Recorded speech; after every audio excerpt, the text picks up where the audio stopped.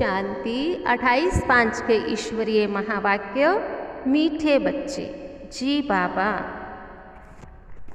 बाप द्वारा तुम्हें जो सृष्टि के आदि मध्य अंत की नॉलेज मिली है, इसे तुम बुद्धि में रखते हो, इसलिए तुम हो स्वदर्शन चक्रधारी। प्रश्न है, रूह को पावन बनाने के लिए रूहानी बाप कौन सा इंजेक्शन लगाते हैं?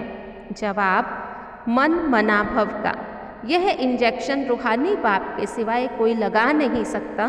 बाबा कहते, मीठे बच्चे, तुम मुझे याद करो, बस याद से ही आत्मा पावन बन जाएंगी। इसमें संस्कृत आदि पढ़ने की कोई ज़रूरत नहीं है। बाबा तो हिंदी में सीधे शब्दों में सुनाते हैं।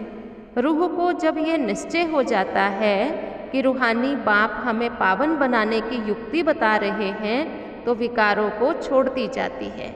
ओम शांति मेन पॉइंट्स हैं। जब हम एक दो को ओम शांति बोलते हैं, अर्थात आत्मा अपना परिचय देती है कि मेरा स्वरूप शांत है, मेरा रहने का स्थान शांति धाम है और मेरा स्वधर्म शांति है। इसलिए बाबा कहते, बच्चे अपना देह अभिमान छोड़ो, देही अभिमानी बनो, बाप को याद करो। बाबा कहते, तुम आपे ही पूजे, आपे ही पुजारी बनते हो। बाबा कहते, ये बात तुम बच्चों को समझ में आती है। देखो, पतित उसको कहा जाता है जो विकारी होते हैं। क्रोधी को कभी पतित नहीं कहेंगे। जो विकार में जाते हैं उनको ही पतित कहा जाता है। इस समय उनको ज्ञानामृत मिलता है। ज्ञान का सागर एक बाप ही है।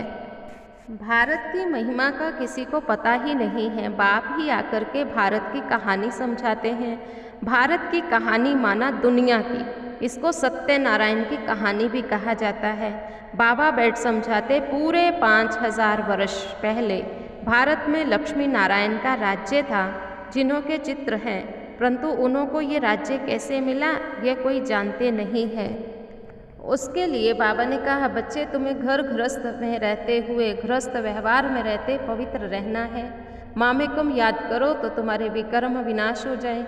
यही योग है। इसी से ही खाद निकल जाती, इसी से ही तुम सतो प्रधान बन जाते हो। भक्ति मार्ग में भल कितना ही गंगा स्नान करो, जप तप आदि करो, नीचे ही उतरते हैं। तमो प्रधान से सतो प्रधान बनने का रास्ता सिवाय एक बाप के कोई और तो बता नहीं सकता है। बाबा आत्माओं से बात करते हैं, कोई गुजरातियों से, सिंधियों से बात नहीं करते हैं। ये रूहानी ज्ञान है, तो आत्माओं से बाबा बात करते हैं। बाबा कहते, जैसे कृष्ण को काला दिखा देते, श्याम सुंदर बोल देते हैं, ऐसे ही जगदम्बा को भी काला दिखाते हैं। अब तुम काले हो, फिर सुंदर बनते हो। तुम समझा सकते हो कि भारत बहुत सुंदर था। सुंदरता देखनी हो तो अजमेर, सोनी द्वारिका में देखो। स्वर्ग में सोने हीरों के महल थे, अभी तो पत्थर बित्तर में है, सब तमो प्रधान है। तो बच्चे जानते हैं, शिव बाबा ब्रह्मा दादा दोनों इकट्ठे हैं, इसलिए बोलते हैं बाप दादा। वर्षा तो शिव बाबा से ही मिलता है। अगर दादा कहेंगे तो बाकी शिव के पास क्या है? वर्षा तो बाबा से ही मिलना है।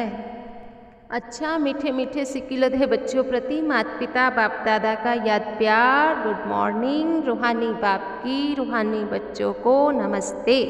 धारणा है, बाबा से जो ज्ञान अमृत मिलता है, उस अमृत को पीना और पिलाना है। पुजारी से पूज्य बनने के लिए विकारों का त्याग करना है।